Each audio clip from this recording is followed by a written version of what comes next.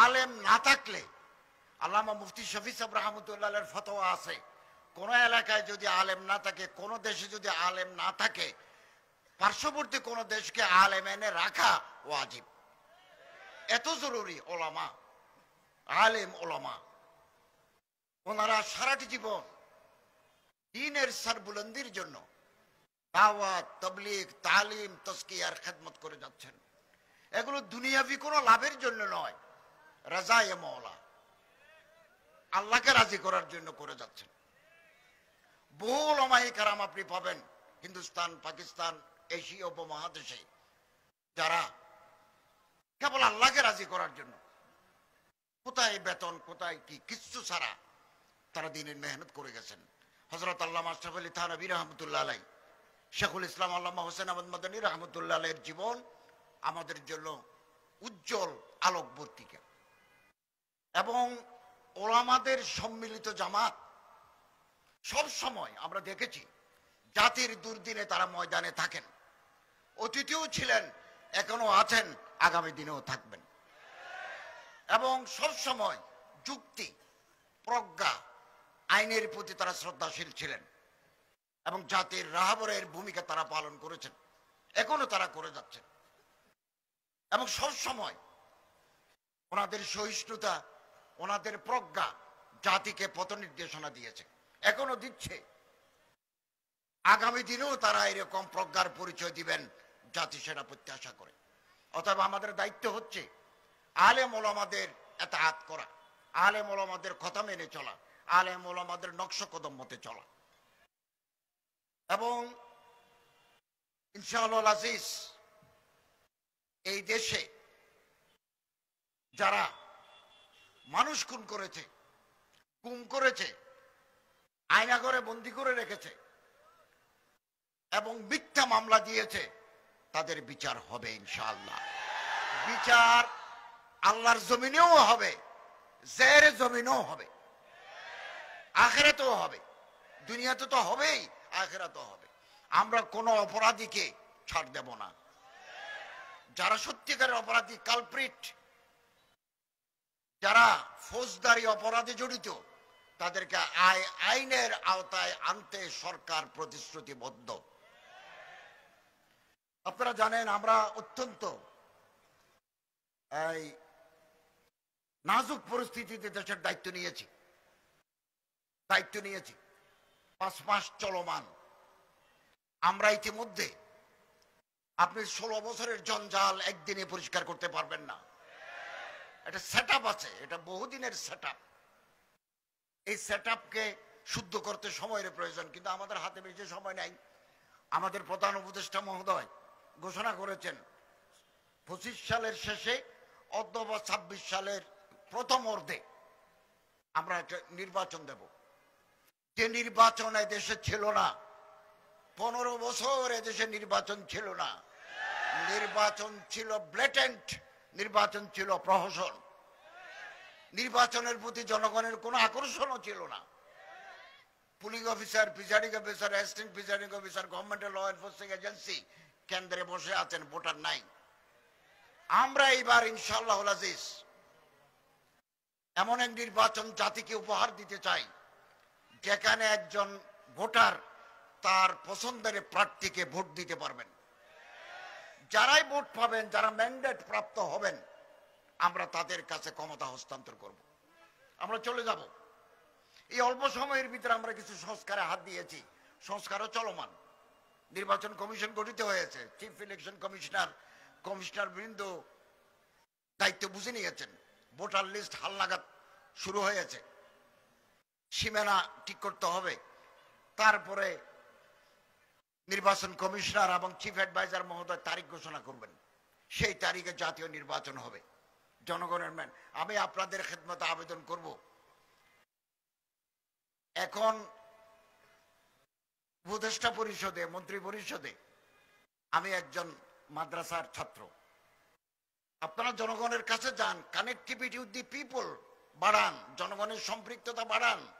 আমাদের ওয়াজ শোনার জন্য মানুষ আসে, গরম বক্তৃতা শোনার জন্য মানুষ আসে। ভোট অতীতে আমাদের দেয় নাই। কেন দেয় নাই ভোট? ওয়াজ শুনতে আসে, লক্ষ লক্ষ মানুষ আমাদের জমায়েত কথা শুনতে চায়, কিন্তু ভোট দিতে বললে আমাকে দেয় না। অতীতের 53 বছরের ইতিহাস খুঁজে দেখেন আমাদের পার্সেন্টেজ কত। অতএব আমি অনুরোধ করব, আলেম ওলামাদেরকে জনগণের পাশে দাঁড়াতে হবে। দাঁড়াচ্ছেন আলহামদুলিল্লাহ, আরো বেশি জনসম্পৃক্ততা বাড়াতে হবে। অন্তত পক্ষে 30 জন আলেম যদি পার্লামেন্টের মেম্বার হয়, পার্লামেন্টের চেহারা বদলে যাবে। একজন জোনায়েত আল হাবিব সাহেবকে যদি পার্লামেন্টে নিতে পারে, মাহমুদুল হক সাহেবকে যদি নিতে পারে, চিত্র বদলে যাবে। অতএব please go to the people, জনগণের কাছে যান, জনগণের নার্ভ পালস ধরেন। মৌলানা শহীদুল ইসলাম সাহেব পার্লামেন্টের মেম্বার ছিলেন নড়াইল থেকে। আসুন আমরা জনগণের সাথে মিশি, জনগণের সুখ দুঃখের ভাগী হই। আমি আশা করি হয়তো আগামী 1.5-2 বছর পরে নয়, আরো পরে হয়তো আলেমরা যদি জনগণের সাথে আছেন, আলেমদের সাথে, আলেমদের মূল শক্তি হচ্ছে দেশের জনগণ। কারণ কওমি মাদ্রাসাগুলো জনগণের সহায়তা আল্লাহর রহমতে পরিচালিত হয়, অর্থাৎ পাবলিক কানেক্টিভিটি ওনাদের আগে থেকেই আছে। এটা একটু বেগবান করতে হবে। আমি আশা করি, আমার প্রত্যাশা, ততদিন আমরা দুনিয়াতে বেঁচে থাকবো কিনা জানি না, এই দেশ একদিন আলেম এবং ইসলামপন্থীরা রাষ্ট্র পরিচালনা করবে। চারিদিকে আলহামদুলিল্লাহ এভাবে জোয়ার সৃষ্টি হয়েছে। আমি সবসময় ঐক্যের কথা বলি, ওয়াহাদাতে উম্মতের কথা বলি। এখনো যদি যারা ইসলামী আদর্শকে লালন করি, আমরা যারা, আপনারা, আমরা যদি একটু কাছাকাছি আসতে পারি, তাহলে আগামী দিনের ইতিহাস বদলে যাবে। নূতন এক সূর্য পূর্ব আকাশে উদিত হবে ইনশাআল্লাহ। অতএব আমাদের ঐক্য প্রয়োজন, ঐক্য প্রয়োজন, একে অপরের হাত ধরি এবং ইনশাআল্লাহ আল্লাহ না করুন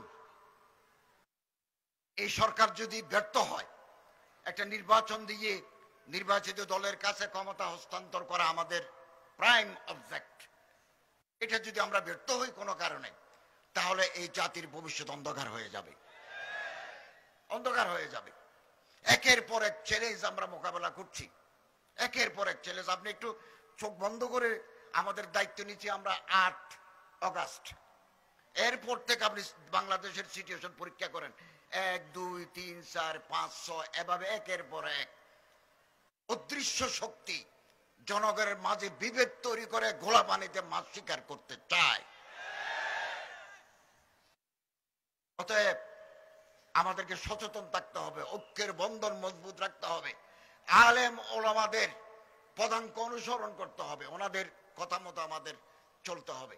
কারণ এটা জামাত, একটা দল, ওলামা হযরতের দল যুগে যুগে কোনো ভুল সিদ্ধান্ত নেন না, ওনারা সঠিক সিদ্ধান্ত নেন।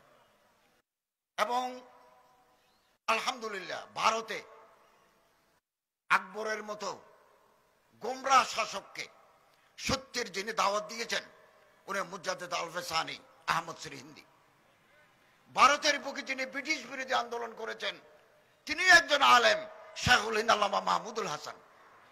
তুরস্কে যিনি আন্দোলন করেছেন, আজ এরদোগান প্রেসিডেন্ট, আমাদের চিফ অ্যাডভাইজারের সাথে, চিফ অ্যাডভাইজার কালকে আল আজহার ইউনিভার্সিটিতে বক্তৃতা করবেন এবং রজব তাইয়িব এরদোগানের সাথে দ্বিপাক্ষিক আলোচনা করবেন। এই যে মাহৌল, ইসলামী মাহৌল তুরস্কে পয়দা হয়েছে, এটা শেখ মাহমুদ আফিন্দি, ওনাকে বলা হয় শেখুল হিন্দ তুরস্ক, আলেম।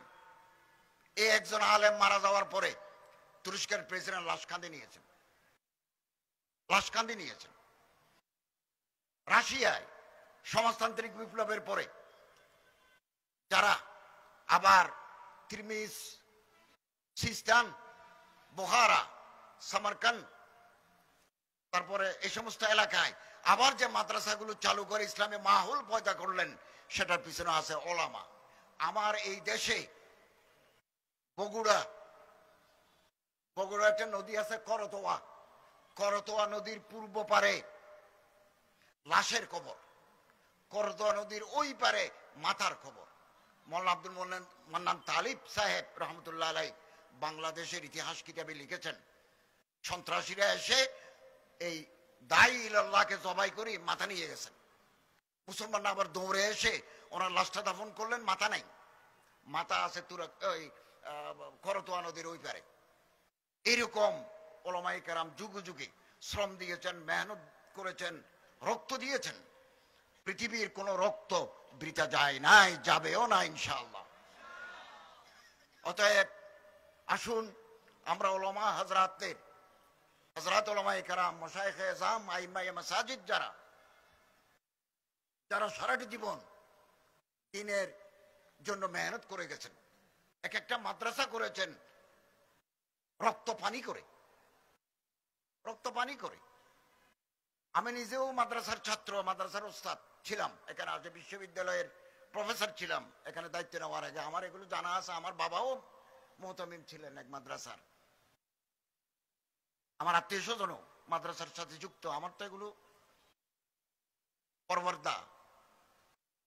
অতএব আসুন আমরা ঐক্যবদ্ধ থাকি, আমাদেরকে সহযোগিতা করুন, এই সরকারের হাতকে মজবুত করুন। আগামী দিনের একটি সুন্দর ভবিষ্যৎ আমরা আপনাদের উপহার দিতে চাই এবং তৈরি থাকুন। আমি তো নমিনেটেড বাই দি গভর্নমেন্ট, সরকার কর্তৃক আমি মনোনীত, নির্বাচিত নই। নির্বাচিত সরকার লাগবে। আগামী দিনে আপনারা আলেম ওলামাদেরকে নির্বাচিত করুন, যারা সমাজের মুখপত্র, যারা তর্জমানে ইসলাম, ওনাদেরকে আপনারা পার্লামেন্টে পাঠার ব্যবস্থা করুন। এখনো হাতে কিছু সময় আছে, এখনো কাজ করার সুযোগ আছে। একা হতে পারবেন না, আরো অন্যের হাত ধরুন। সবার 10টা হাত যদি একসাথে জড়ো হয়, বিশাল শক্তিতে পরিণত হবে। এবং এই দেশে সুপ্রিম কোর্টের একজন বিচারক এর মাধ্যমে আমরা একটা জাজমেন্ট পেয়েছি, আমার বাসায় আছে, এখনো পড়ে দেখি নাই। উনি একটা ঐতিহাসিক রায় দিয়েছেন এদিন, কয়দিন আগে, যে এই দেশে আল্লাহর রসুলের বিরুদ্ধে যদি কেউ কোন ধরনের অবমাননার সূচক বক্তব্য রাখে, ইঙ্গিতে, ইশারায়, প্রত্যক্ষভাবে, তাকে কঠিন কঠোর সাজা দিতে হবে। এরকম একটা অবজারভেশন উনি দিয়েছেন। আমার কাছে পুরো রায়ের কপি আসছে। তো আলহামদুলিল্লাহ পরিবেশ উন্নত হচ্ছে, ইসলামিক মাহৌল পয়দা হচ্ছে, এগুলো আলেমদের দান। আমরা অন্যান্য যারা ইংরেজি শিক্ষিত মানুষরা আছেন, ব্যারিস্টার আছেন, প্রফেসর আছেন, উকিল আছেন, সরকারি কর্মকর্তা আছেন, পুলিশ আছেন, র্যাব আছেন, ল এনফোর্সিং এজেন্সি, আমরা তাদের প্রতি সম্মান দেখাচ্ছি। তারা আমাদের বাপ, তারা আমাদের ভাই। এমন মানুষ আপনি পাবেন সরকারি ইউনিফর্মরত অবস্থায় তসবিহ গোনে, এরকম অফিসারও আমাদের ভিতরে আছে। ট্রাফিক পুলিশ ট্রাফিক সিগন্যাল পরিচালনা করছেন, হাতের এক পাশে তসবিহ আছে। এরকম নেককার মানুষও সব জায়গায় আছে। এর পিছনেও আলেমদের অবদান আছে। আমাদের মাথায় যে টুপি, আমাদের মুখে যে দাড়ি, আজান দিলে মসজিদ ভর্তি হয়, এগুলো আলেমদের অবদান, ওলামাদের অবদান। ওলামারা আমাদের মাথার তাজ,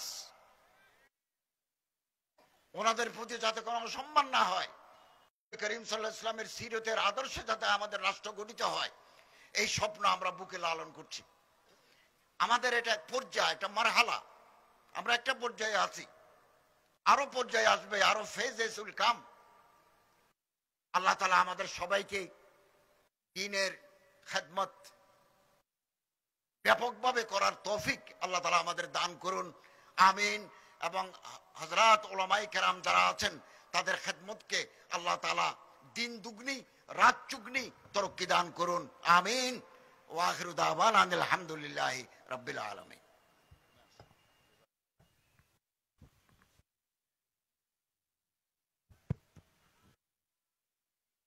আলহামদুলিল্লাহ। আল্লাহ তাআলা হযরতের যে প্রত্যাশা আগামী দিনে এই বাংলাদেশকে নিয়ে, আমাদেরকে নিয়ে, হযরতের মাধ্যমে আল্লাহ তাআলা এই প্রত্যাশা পূরণে আমাদেরকে সকলকে, দেশকে এগিয়ে নিয়ে যাওয়ার জন্য সহযোগী ভূমিকা পালন করবার তৌফিক দান করেন। জি, এখন পাগড়ি হবে। জি, সময় কম। হিফজুল কোরআন বিভাগ থেকে যারা এই বছর শেষ করেছে তাদের নাম বলা হচ্ছে আবরার মোহাম্মদ তহাব,